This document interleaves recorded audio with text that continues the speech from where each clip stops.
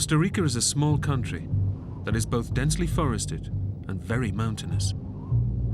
If visibility is poor, low-level flying can be extremely dangerous. And clouds are gathering.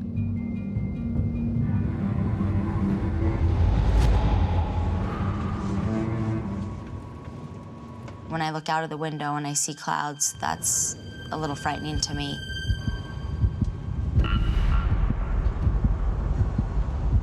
It's gonna be fine, okay?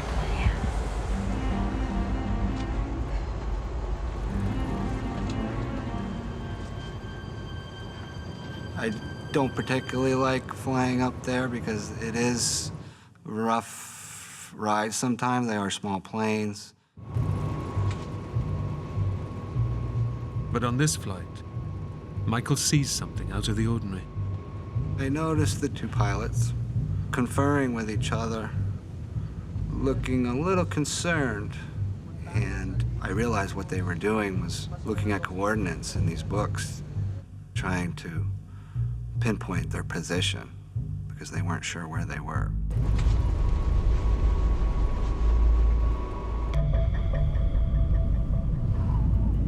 The plane has basic navigation equipment on board, but the pilots are relying on charts and maps to reach their destination. But now they're flying in dense cloud and almost zero visibility. They're unaware that they're already off course and heading for a mountain.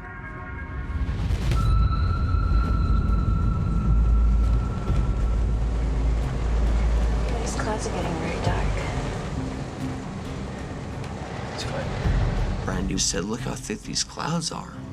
And so I looked outside of our window, and it got darker and darker.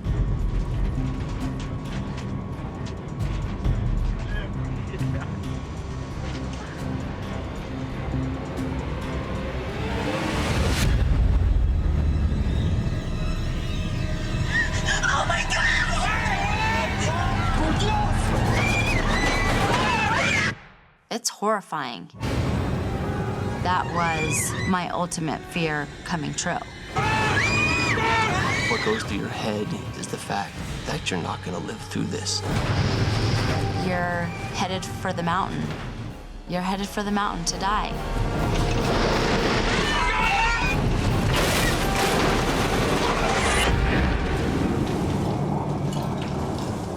I remember thinking, we're not flying anymore. We're going through the trees. Is this even happening? My stomach dropped. My mind just went blank. To hear things break apart, just the sound that it makes is unbelievable. My first thought was, you're not getting out of this.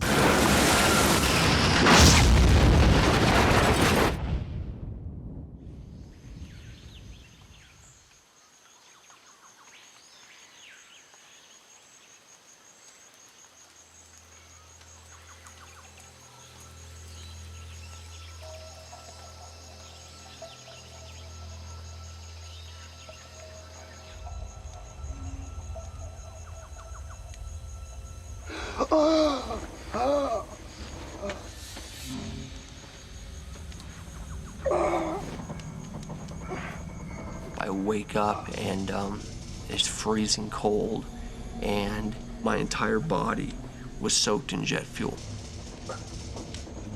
I was in a plane on vacation, and now I'm in a black hole that I can't move my legs, and it's blood just everywhere.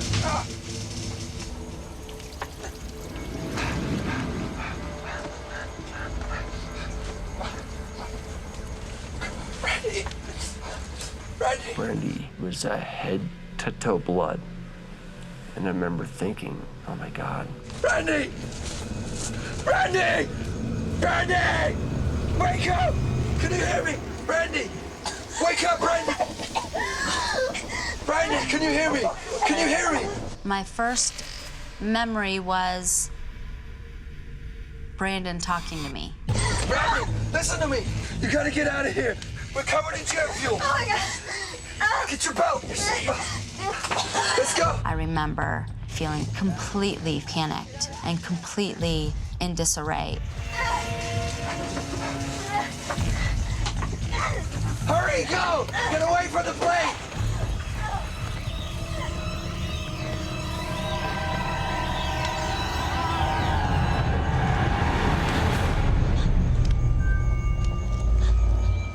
Outside the plane, Brandy is horrified by the devastation of the wreckage and the bodies of the two pilots.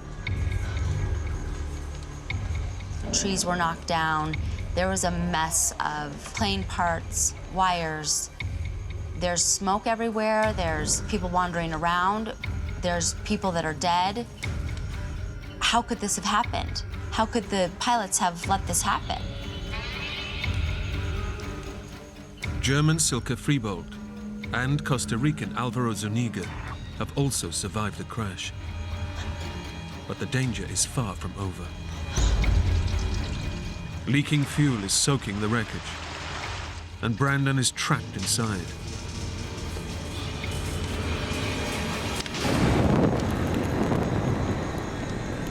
Brandon! Get out of the plane! It's on fire! I just remember having something on my legs. Brandon is pinned under the body of a dead passenger, Costa Rican Adolfo Strasburger. Hurry up, Brandon! Go! Get away from the plane!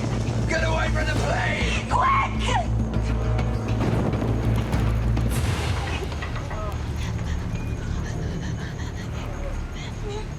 Get away from the plane! The survivors need to get a safe distance from leaking fuel.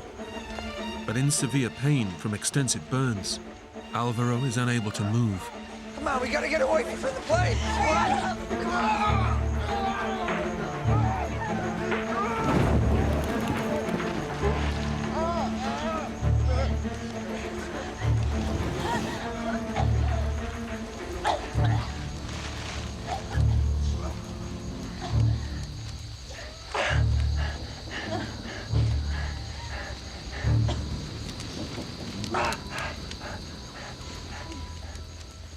Now able to take in the extent of the wreckage, Brandon and Brandy realize just how lucky they are to be alive.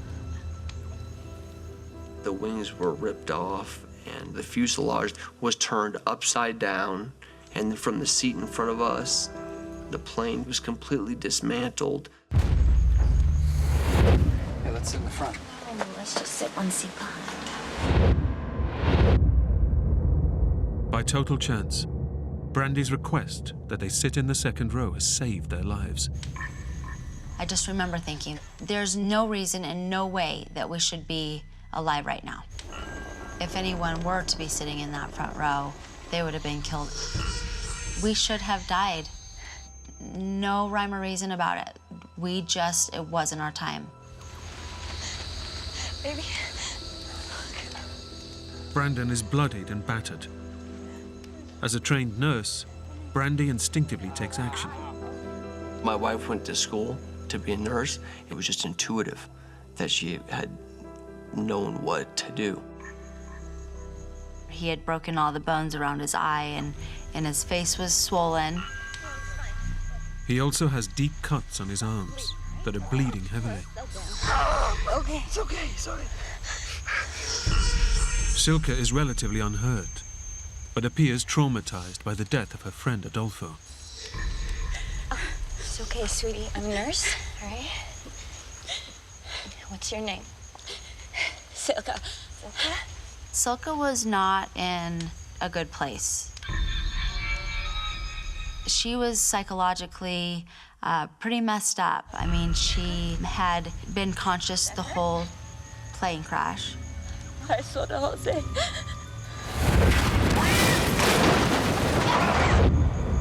I was really worried about her mentally. Suddenly, Brandon remembers there had been 6 passengers on the flight. 1 is dead in the plane, and 4 have survived. So someone is missing. I'm Michael. Brandon. Where's Michael?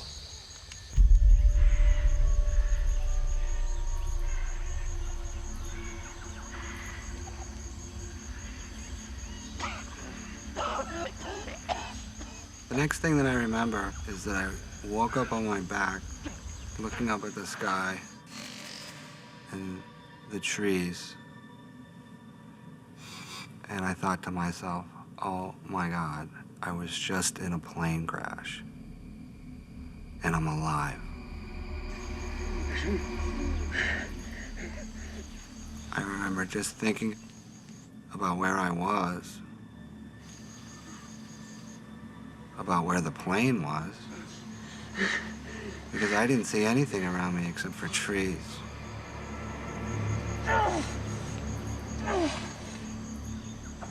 The sheer violence of the crash has thrown Michael Packard's body some 200 feet from the plane.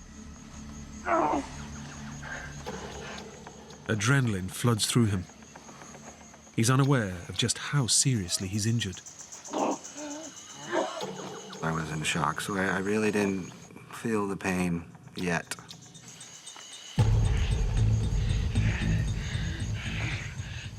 Michael has a severed Achilles tendon and a crushed eye socket. He has 4 cracked ribs and a punctured lung.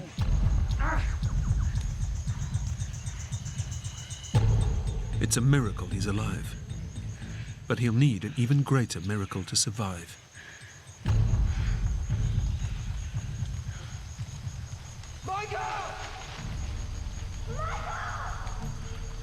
All of a sudden, I heard voices. And I started to make my way towards the voices the best that I could.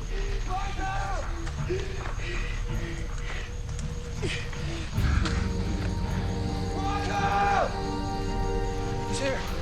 We got you, man. It's okay.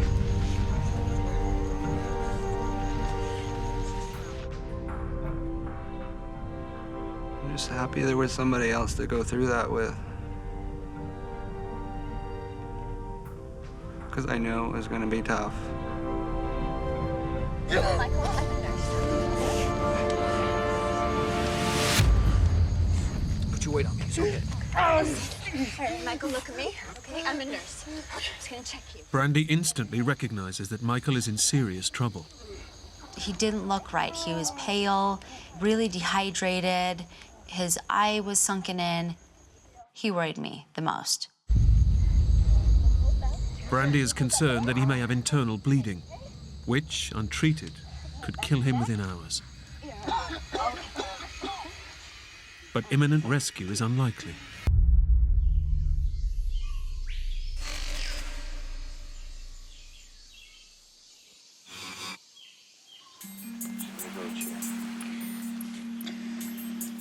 In the cold light of dawn, Brandon and Brandy know that time is running out. Michael has made it through the night, but his body is increasingly starved of oxygen. His breathing is shallow, and he looks like he's dying. You're good, buddy. Hang in there, Michael. Okay? I think we would have lost him in another day. It was like, how are we going to get through this day? It was a paralyzing feeling of what to do next. They've been missing for 18 hours. They've crashed in remote jungle, and there's no sign of help.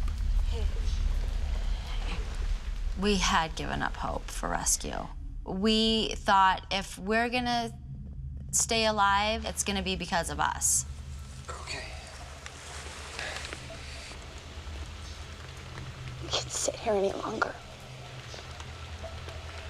So we're on a mountain. There's a valley below. Why don't we go down there, see if we can find a river to follow?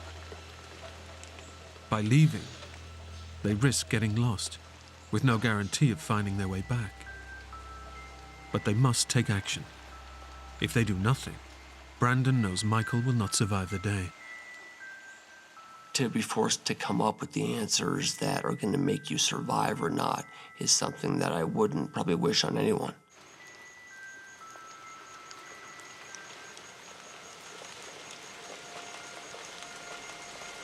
I think we should go. We all need help pretty bad. just stay here and watch us die.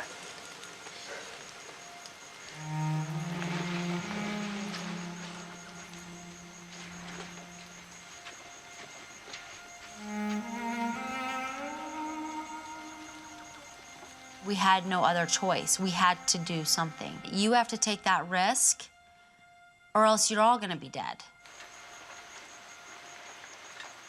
Michael, we're gonna go out, okay? See what we can find. Michael fears that if they're left behind, he and Alvaro will die. He kept saying, "Don't leave us. Please don't leave us." I didn't want to be left alone because I thought if they got lost, they wouldn't be able to find their way back.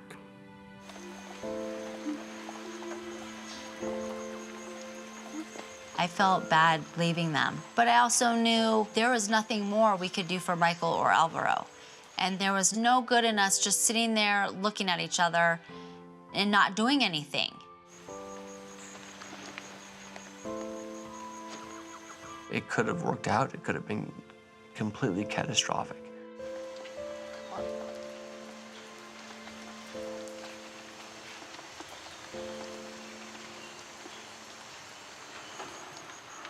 I remember when they left, I had this lonely, empty feeling. The others have set off in search of rescue, leaving Michael and Alvaro helpless and alone. I was incapable of taking care of myself, and Alvaro was also incapable of taking care of himself. I was definitely on a downward spiral. If I didn't get rescued soon, I could only last so long in this condition. Michael has lost all hope of rescue and resigns himself to death in the jungle.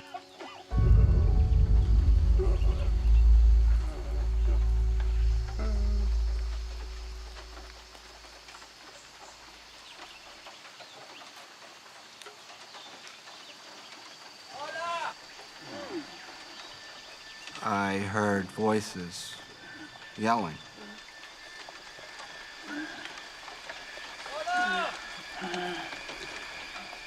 And all of a sudden, this man appears out of the jungle.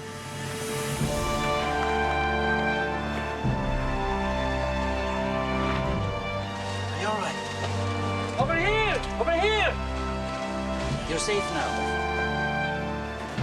An army of Red Cross volunteers has been combing the area for 24 hours and has finally found the crash site. I just started crying, and it was the most emotional period. I couldn't believe it. What was that? For the others, believing they're lost forever, a miraculous stroke of luck saves their lives.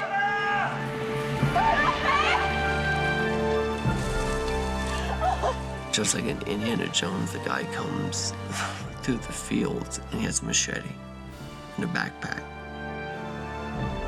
Against all odds, a local farmer and member of the search team literally stumbles upon them. It was the most incredible feeling I've ever had. It was just pure joy. Oye, este es Marvin. It was complete elation. I remember sitting down and thinking, this is unbelievable. Rescued from the Costa Rican jungle, Silke, Alvaro, and Michael made a full recovery. I think it was just luck that I survived. I have a beautiful family. I have 2 beautiful sons. When things get tough, hey, you're just lucky you're here. Brandon and Brandy's injuries healed, and they returned to America. They're still happily married and have 2 young children. You can't go through something like that and not be closer. I was with my husband. He was my family, and he was right next to me, taking care of me. I am definitely happy to be here. I'm happy to have a second chance. And I'm happy to have my wife and 2 beautiful little kids that remind me every day of the reason that I'm probably here. The family has already sailed 20,000 miles. You all set? They're now on the last leg of their journey, leaving the South Pacific island of Raiatea and heading for Australia, 3,500 miles away. Australia, we were going to sell the boat and go back home and put the kids back to school and go back to work. Okay, guys, come on, let's go.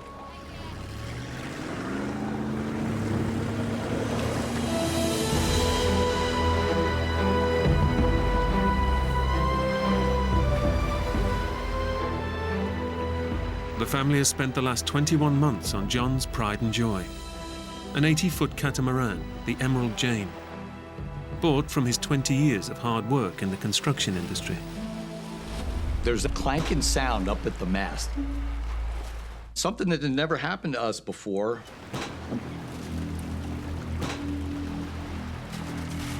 You see anything? Shackle. Where? It's loose. And the boom was now smashing into the mast repeatedly.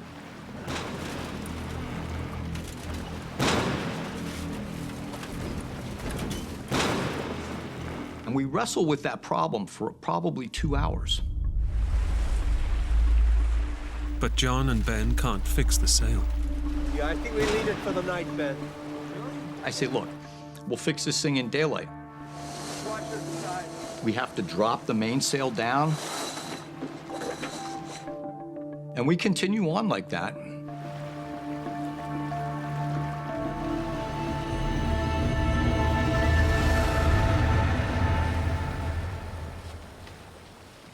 As dusk falls, John sets the boat's navigation system to avoid one of the many tiny islands that dot the Pacific Ocean. And the Emerald Jane heads into the sunset. It's glorious. It's glorious. I'm just like at one with the universe.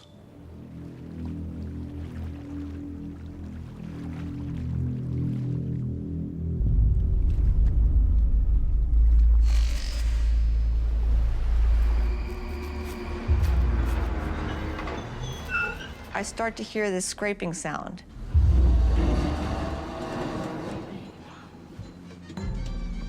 It's very light. And I just think in my head, well, maybe it's a floating coconut palm or something we've just hit. Go back to your picture on it. It's great.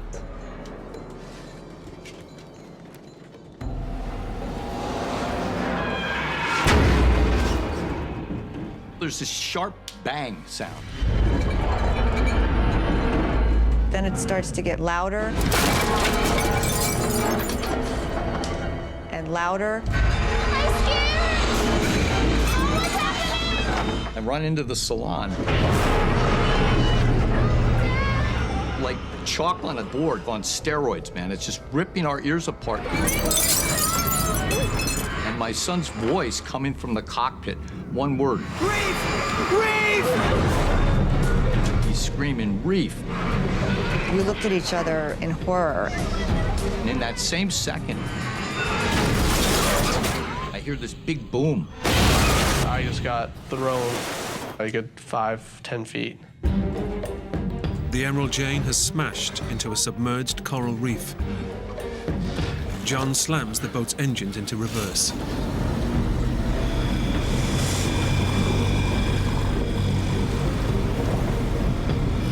The boat grinds to a halt on the reef. But their ordeal has only just begun.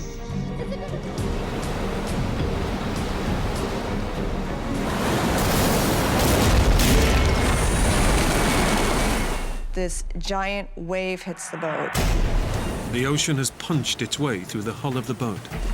The water just comes shooting through, exploding. I feel like I'm in a scene from Titanic.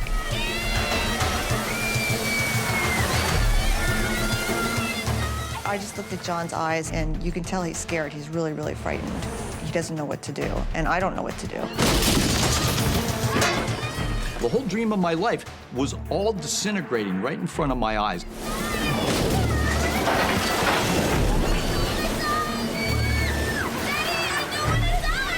And they're screaming, I don't want to die, I don't want to die. In just a matter of seconds, the Silverwood's idyllic sailing trip has turned into a living hell. The Emerald Jane is being ground into a reef in the middle of the Pacific Ocean and is being battered by violent waves. I know that we're in a world, just a world of hurt. Seawater is engulfing the vessel, and the cabin is slowly flooding. Mayday, mayday, mayday. This is the sailing vessel Emerald Jane. We're at latitude and longitude.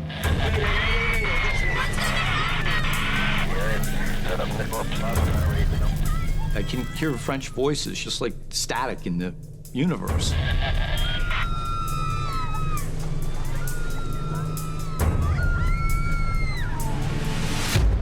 But I can't get through.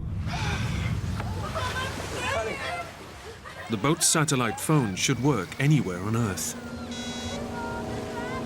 It's a direct line to call for rescue. And my hands are shaking so hard.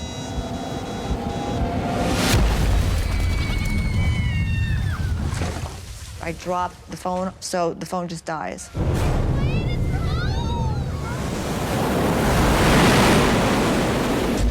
One of these big waves breaks directly over the middle of the boat. Dad!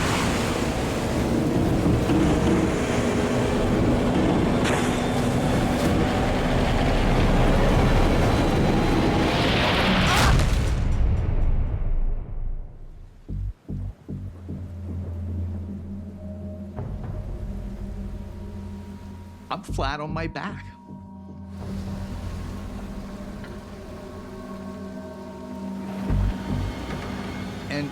And I look down, and what I see is just impossible. That mast, that 80-foot mast, is laying right across my legs. The huge force of the wave has snapped the Emerald Jane's mast. This huge surge of electric pain just barrages it explodes in my brain.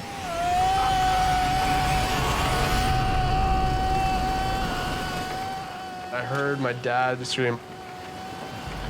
The falling mast has also hit Ben, striking him on the head. My head was just pounding, like, my ears were ringing, and I could feel like, you know when you can feel your heartbeat in your head? And the next thing I know, there's Ben's face, you know? He's got blood coming down both sides of his face, and he's looking down at me. And I pull myself up and doing a sit-up. I'm confronted with these two white bones, the remains of my lower leg, and they're shattered.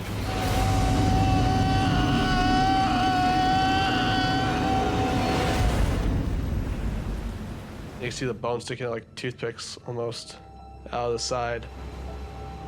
The mast has almost completely severed John's leg below the knee. And beneath that, there's just this pool of blood that's spreading on the deck.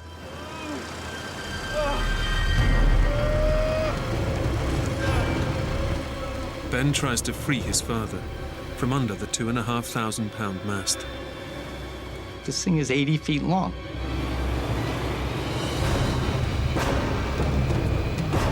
It's impossible. And I couldn't, like, just pull it out.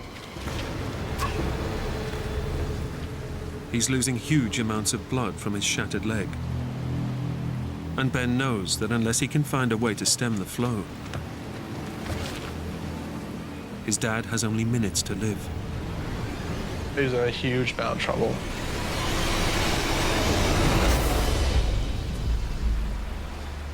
Dad! I said, Ben, my leg's broken. I'm trapped. You're in charge of the boat now. You've got to take care of the family. I watched his eyes. I could watch his expression and how it changed. Becoming a man. I could see that come over his face. And he just looks at me and he says, Dad. Dad, I'm gonna get you out of here.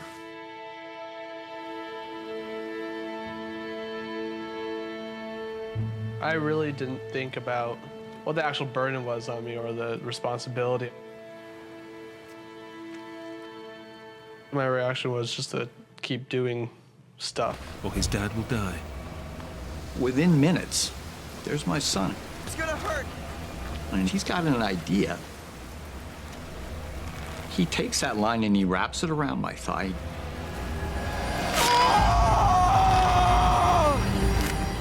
And he's got these big screwdrivers.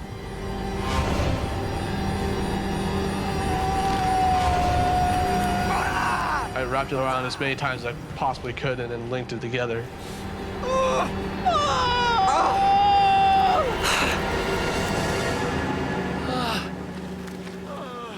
Ben's tourniquet cuts the circulation to his dad's leg.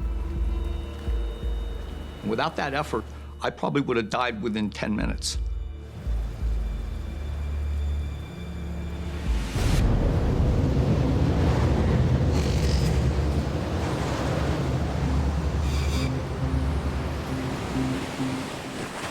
With John pinned down beneath the immovable mast, the Silverwood family can do nothing but hunker down and pray for the waves to subside.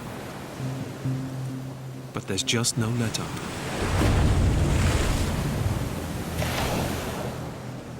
I just remember those waves, the sound of those waves. You could just hear the roar get bigger and bigger. And closer, until finally the wave would strike.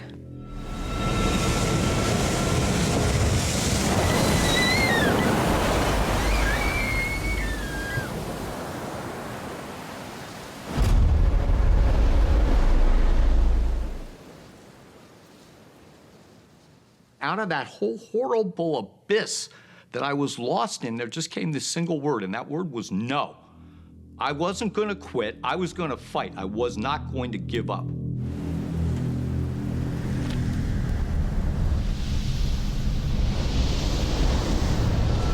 Out of nowhere, a huge wave slams into Emerald Chain. I see the mast, it's being lifted higher than ever before. In that same second, I pushed as hard as I could. And then the mast slapped back down on the deck and I was free. But 3 hours under the mast have left John in a terrible condition. It made my stomach turn just to see his leg just hanging by, I mean, literally a piece of skin.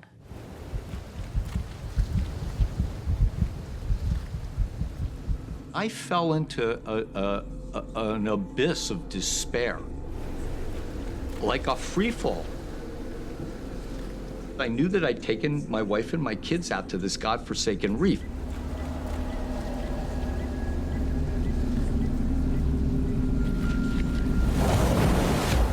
This whole thing was my idea. I understand completely what's going on. I was not concerned about myself. If there was no way to get me in, well, that was that.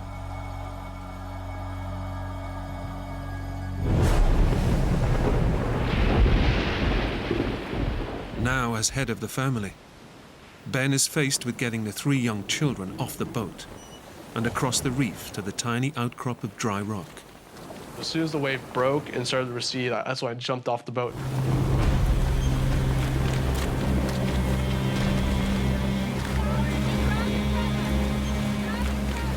The reef is so sharp, the little coral spikes would go right through my sandals. I had coral cutting my feet every time I took a step. They're cutting up their legs every which way. We have the waves breaking on our legs, and our legs are getting absolutely cut up.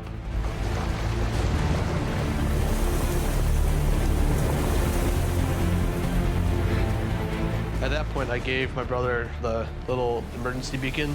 Hold this, keep tight, yeah. I told him, Jack, do not let go of this. This is our only way anyone can possibly find us.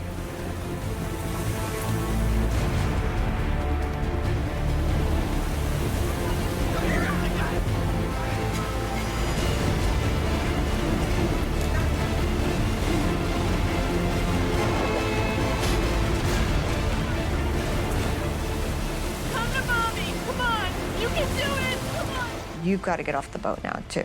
You've got to get off the boat.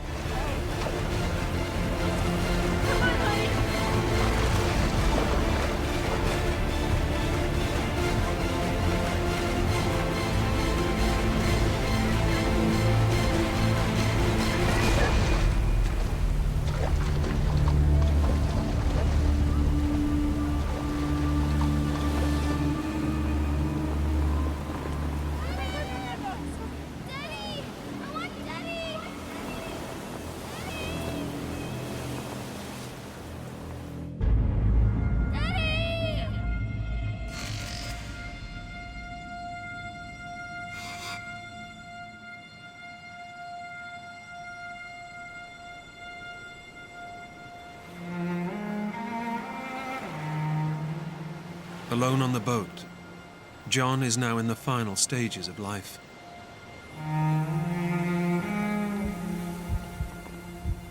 And he begins to give up. There was no possibility of saving me out there. And I don't have any hopes whatsoever of being rescued. This little piece of boat that I'm on is going to just slide off the edge of the reef, and I'm going to sink a mile down to the bottom of the ocean. But the thought of watching John die alone on the boat haunts Ben and his mum. If we don't get him off the boat, he doesn't have a chance. He doesn't have a chance. I have to get him off the boat.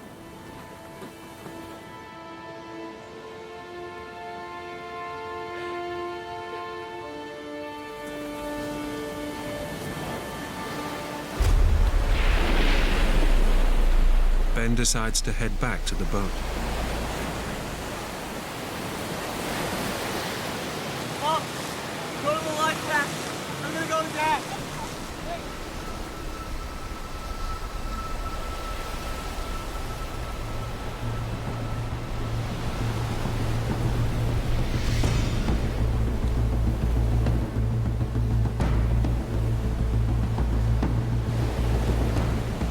But the life raft is hopelessly tangled in a web of rope.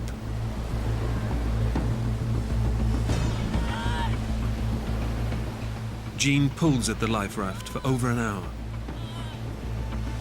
Every bit of my mind, every bit of muscle I have, I'm grunting, I'm practically drowning out there.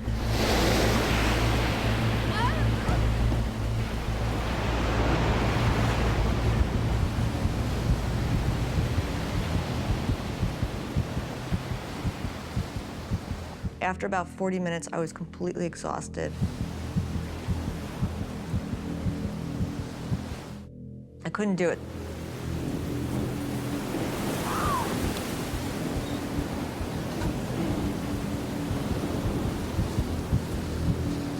Jean launches into a frenzy, a crazed frenzy, trying to push this raft out.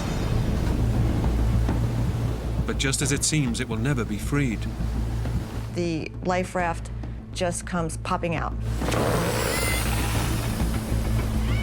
She just yelled at me like, I got it, I got it.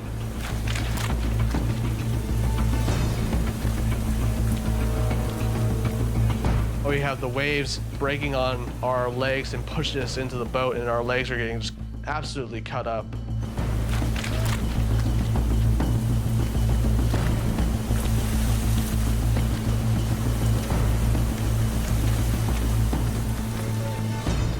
I had to use all my strength to just lift his upper body and slide that in. And the pain was intense. It was just a series of explosions, you know? I remember the tears that were just streamed down the side of my eyes. And my teeth, they're just grit.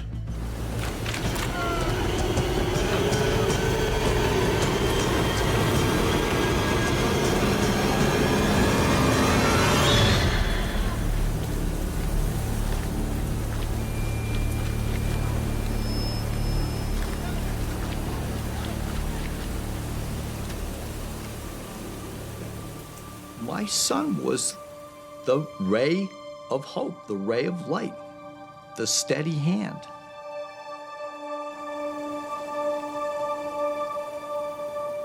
My worries were the life raft would pop some point on the reef, like before we were able to get him to safety.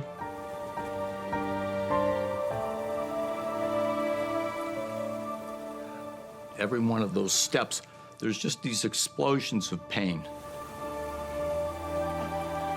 It's just pure agony, you know?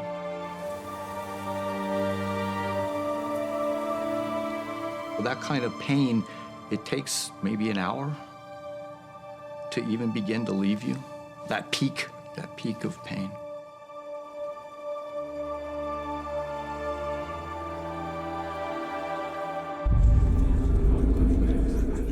Finally, the whole family is off the boat.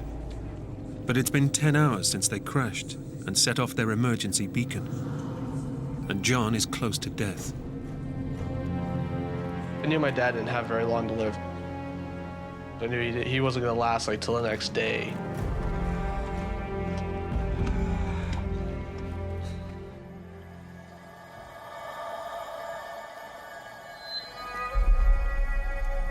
It's been 12 hours since the Silverwoods activated their emergency distress signal.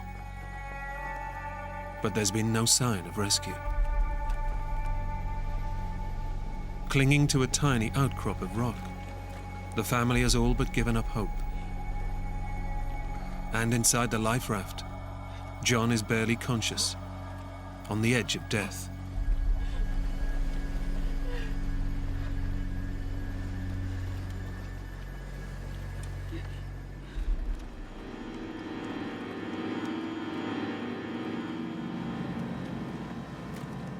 I'm surrounded by darkness. I don't have any connection with reality.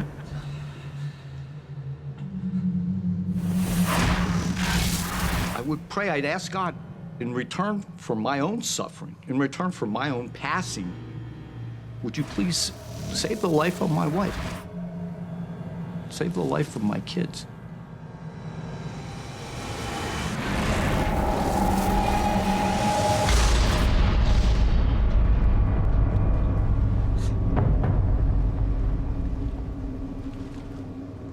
Ben has done everything he can to save his dad. He can do no more. He's now resigned to his father's death.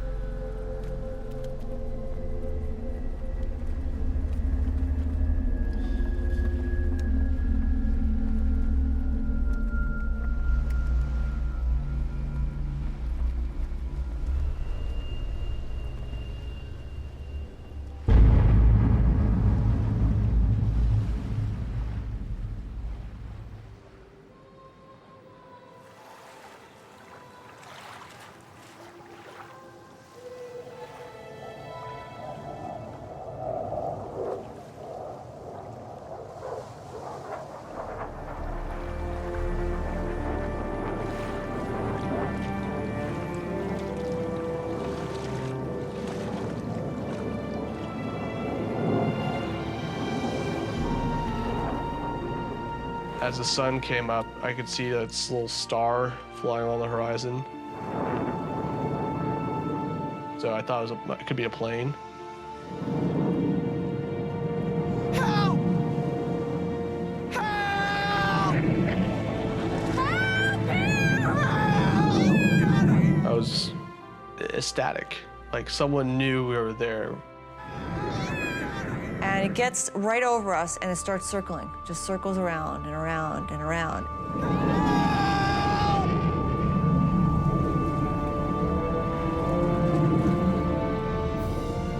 But no sooner has the plane flown over them than it disappears over the horizon. I could see the glimmer from the star kind of just diminished. Our hearts sank because we realized, you know, we're not going to get rescued.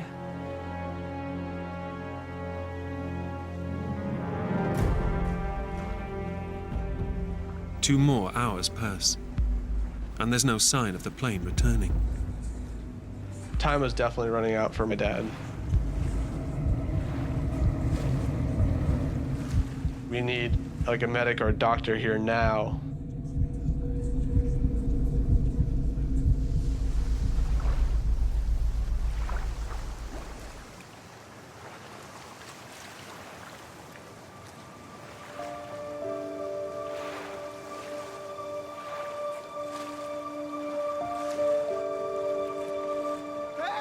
I see this boat on the horizon.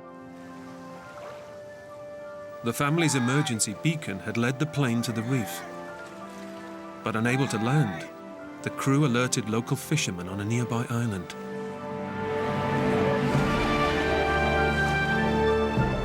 "15 hours after their boat was shipwrecked, their ordeal is finally over." That was when I finally let go. I just grabbed Ben and I held him and I cried. I can't even tell you the feeling of elation. I was just relieved, like I just dropped a huge bag or something.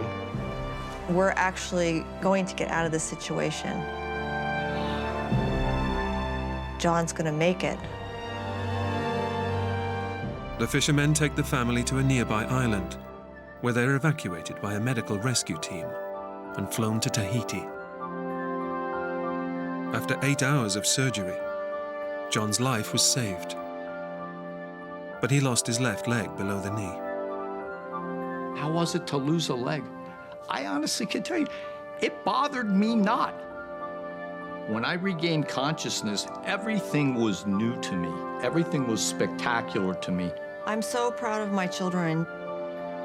I thought Ben was a 16-year-old immature boy, and he turned into a man in an instant. Well, a lot of people use the word like hero and stuff like that about me. It doesn't really seem right. I just did all that stuff just because it needed to be done. I see my wife and I see my kids through an entirely different lens. And I understand exactly how magnificent that they really are.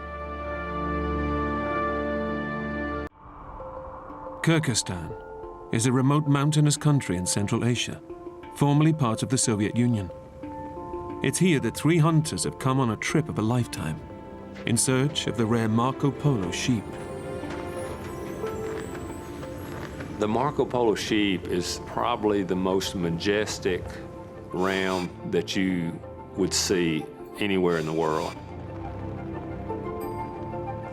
Spook Span is here with his father, Denny. All right, let's go. The trip is the pinnacle of their lifetime's passion for hunting. We're very much country people. Grew up hunting, fishing, running up and down the creeks and the rivers.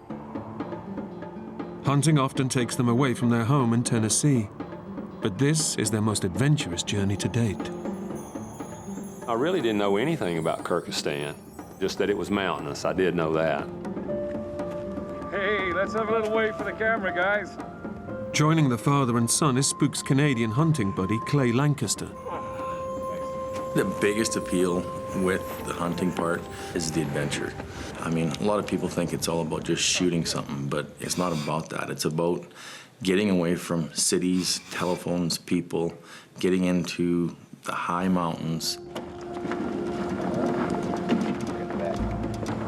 The 3 friends arrive in Kyrgyzstan and set off in minivans for their remote base camp.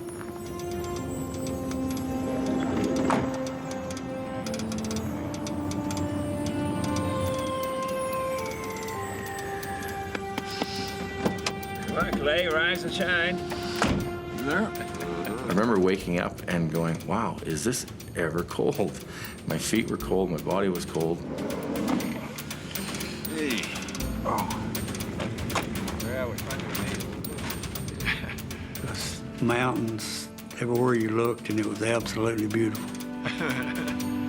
This is it. I felt about as remote as a human could possibly feel. I mean, we didn't even hear or see an airplane. I mean, there was nothing. Those are the kind of things that were a lot different than what I was used to. Say, if I promise to be quick, Calling home already, Denny? Clay has brought along a satellite phone and GPS in case of emergency. Back in 1 minute. But Denny wants to check in with his wife, Ruby. Hello, Ruby? I called her and told her if we didn't fire a shot that this trip was worth it because it was probably one of the most beautiful scenes I'd ever seen. Boy, it was worth the journey. Thank you. Hope you said your goodbyes, Denny. From now on, this is strictly an emergency phone. Well, you're kidding, Clay. Every call to the wife is an emergency. Having bagged their trophy, the hunters are looking forward to heading home. Denny, Spook, and Clay leave base camp to travel on via the nearest town, over 300 miles away. But as they set off on the 8-hour journey, the weather begins to close in. It had snowed a bunch. The road that we came in on, you couldn't actually even see it anymore because the wind got blown. It filled the road right in. I walked out away from the van, and I remember making a mark in the snow.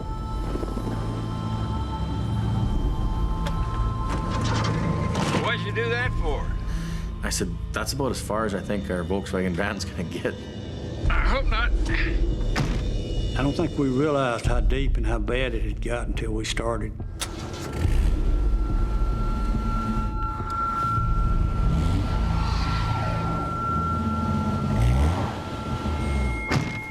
Jeez, even I was being optimistic.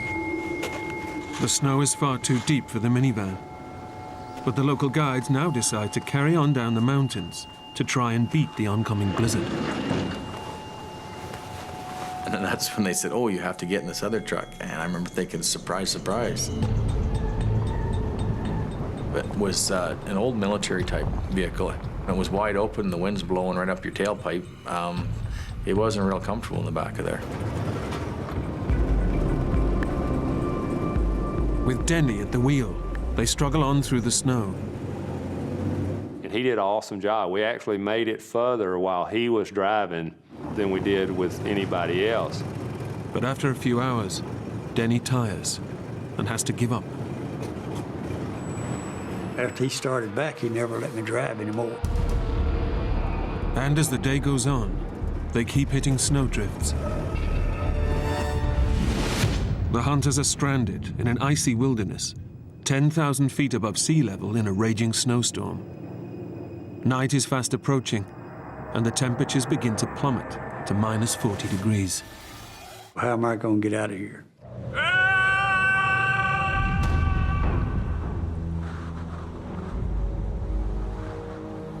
We decided just to stop and spend the night and wait and hopefully figure out a way to get out. That's when you're beginning to get a little bit apprehensive about, how am I going to get out of here? As night falls, the temperatures plummet. Exposure to this extreme of cold can kill human beings within minutes. With just their snowsuits and a thin canvas, they have to huddle up to keep as warm as they can. I mean, it got down to, somewhere around 30 to 40 below zero that night. The back of the truck was very crowded and it was very cold. It wasn't a fun, comfortable night by no means.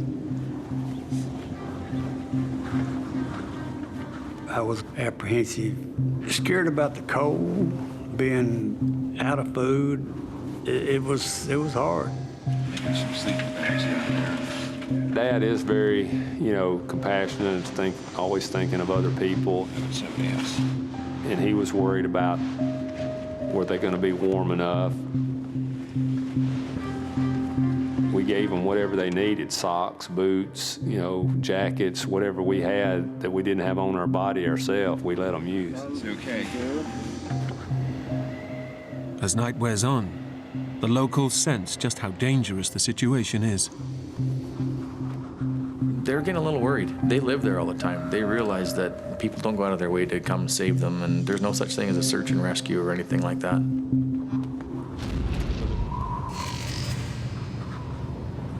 Dawn on the third day brings a life-changing decision for Clay Lancaster. Stay and hope rescue will come, or risk hiking out to find help.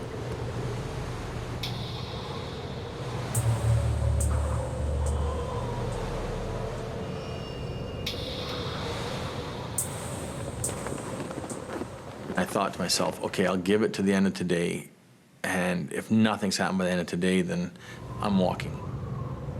I definitely set it up in my mind that I was going to go. As the weather clears, Clay's decision to stay proves to be the right one.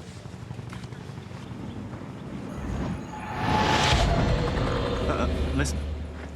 Now it's like, there they are. The helicopter, I know it is.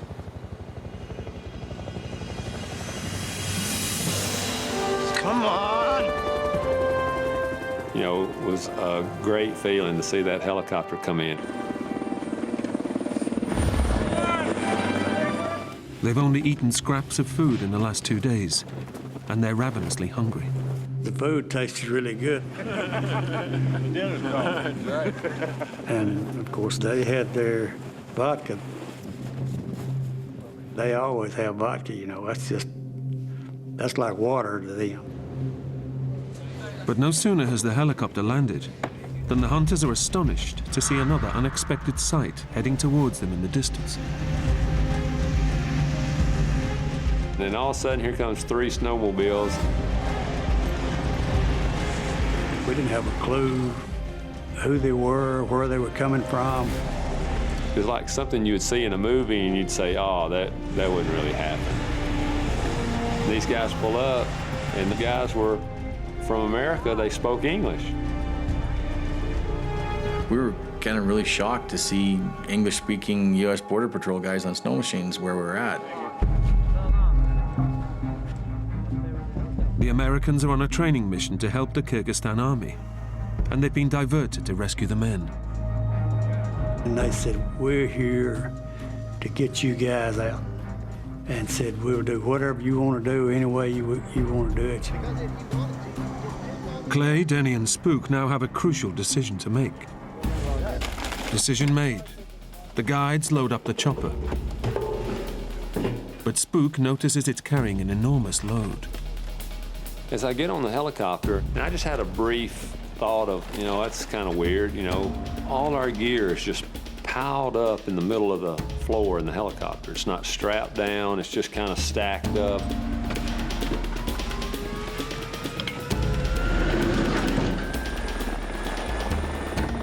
As it struggles to take off, he begins to doubt they've made the right decision. And I look back at Clay and I said, do you think we're overloaded?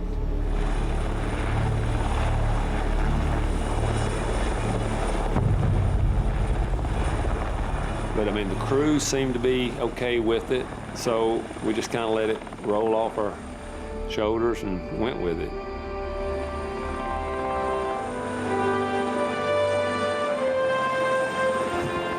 The pilot gets airborne, and finally, the ordeal is over.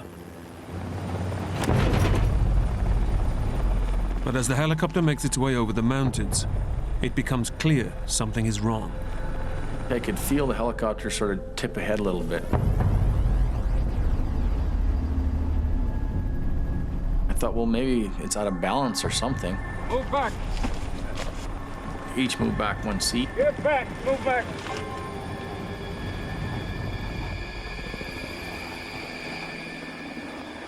I remember looking back out of the window and still seemed like we were high up. And that's the last thing I remember. The helicopter suddenly spins out of control and plummets to the ground. I didn't even have time to put my hands up, and then my face flew right into the top of the roof of the helicopter. It's just a horrifying moment. The fuel tank was on top of me.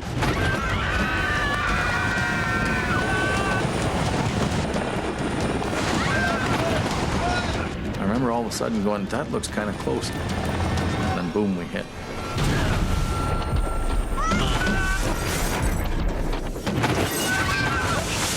We went sideways and we flipped 8-9 times.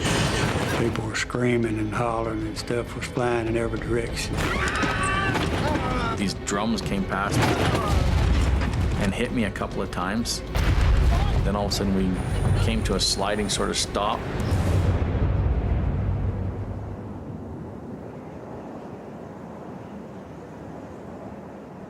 first thing I thought of was, you know, you don't live through these kind of things.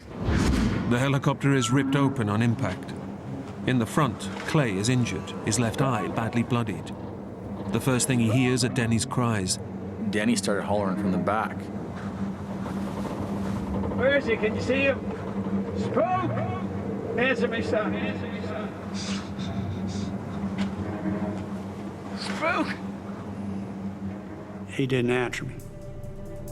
Denny has no idea if his son has survived the crash. That was one of the worst feelings I've ever had in my life.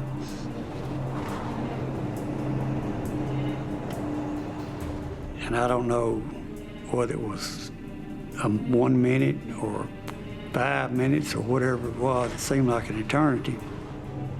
As I turned to my right, I seen Spook laying down beside me.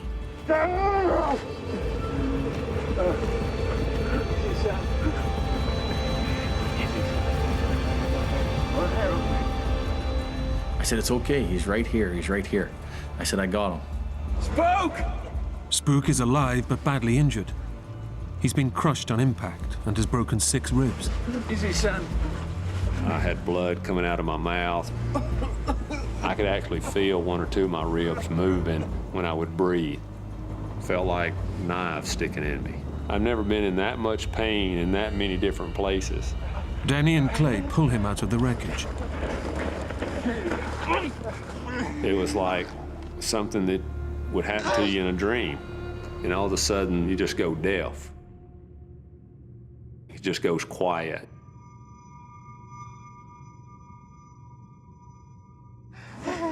And it's only now Clay realizes that he too is badly injured. And I realized at that point there that I couldn't see anything out of my one eye. That eye? It was bloody and looked like his eyeball was just torn out almost. You know, I thought it was gone. And I looked at Denny and I said, how bad is it? It's bad. Clay has lost the sight in one eye. But despite his injury, he and Denny head back into the wreckage to help the others still trapped inside. There was some people's faces were just torn. It was really, really bad. People were hurt bad.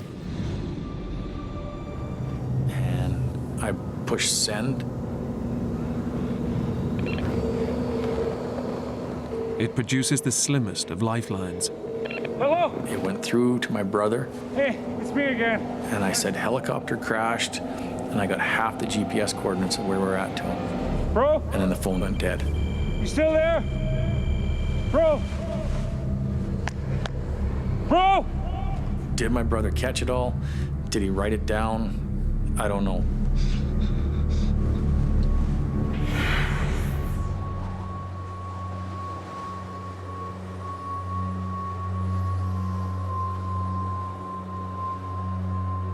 With no idea if the coordinates got through, they now face their 3rd night out in the wilderness. And Clay realizes Denny is in extreme pain. You okay, Denny? My pain seemed to get worse as the nights went on. Okay. I had him lift up his shirt and could see a lot of bruising. It's my ribs. The adrenaline has been masking the pain until now. I could tell his ribs were broken, and I was worried that, you know, something was going to happen to him, you know, whether it was puncturing a lung or maybe he'd already done something. Maybe he had some bleeding inside, too. I say you've broken a couple of ribs there, Denny. Yeah, well, maybe, but you don't look too good yourself. Shoes and stuff. It was like crazy. They just couldn't cope with it. They didn't try to preserve anything for any later moments. I thought this is going to get really bad in a quick hurry. Clay decides he must act, or risk everyone dying on the mountainside. I'm not really good at sitting there and not doing anything. I don't really wait for anybody else to tell me what to do. I just go do it. But Clay himself is carrying an awful injury.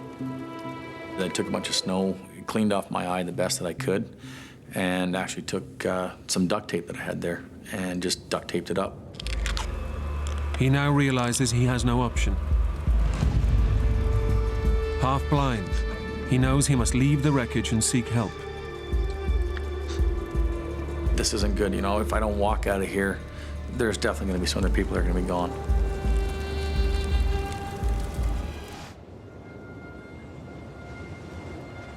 Back at the wreckage, Denny and Spook can only wait and hope Clay will make it through. Seeing death around you, seeing people other people who you think may die within the next few hours, and being faced with the possibility that you may be one of those people. I had thoughts about, missing out on my kids growing up and, all the things that you get to experience and enjoy as a father. Fishing trips, hunting trips, ball games, plays, just watching them grow up. I love my wife dearly, and the thoughts of, not getting to see her again, race through your mind. It was the worst feeling, the worst moments that I've ever experienced.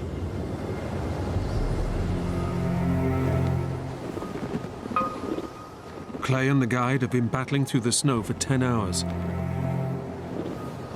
My legs didn't have the energy. Every time I'd step, I was like, take a deep breath, and it's just like picking up a chunk of lead.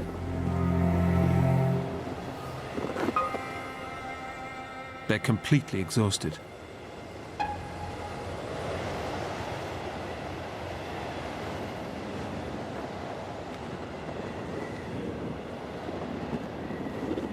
It was getting closer to dark,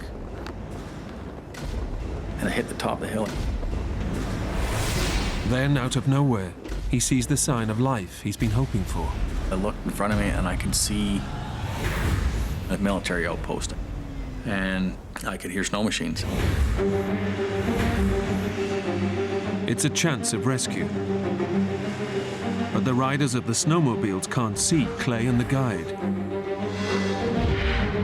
He has to find a way to get their attention.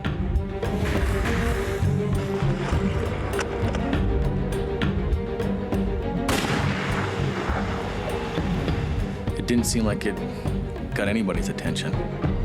But Clay notices that one of the riders has stopped. He went to the back part of his machine, and I fired a shot back behind him. And I watched with my binoculars, and his head popped up. I fired a second shot. And they all kind of turned and looked back towards him. And I could see they seen me, and they all jumped on their machine and come roaring to where I was at.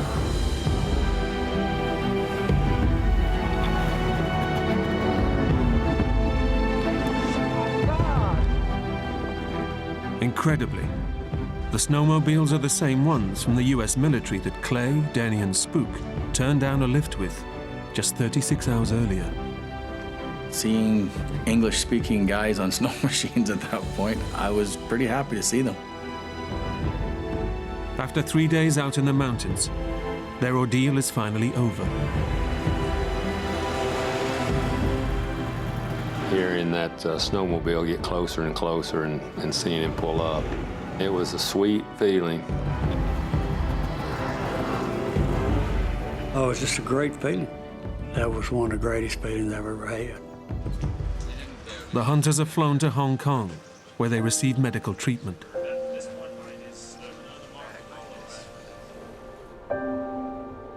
Clay's eye is treated, and his sight is saved.